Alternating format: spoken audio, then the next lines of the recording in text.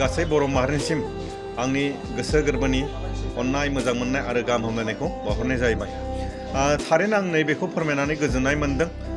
दुलाराय बर' फरायसा आफाद, बर' थुनलाइ आफाद जथायै बिटिआर गभर्नमेन्टनि बानजायनायाव बर' थुनलाइ आफादनि गायसनथाइ सानखौ दिल्लीयाव महासभा हिसाबै खुंनो लादों।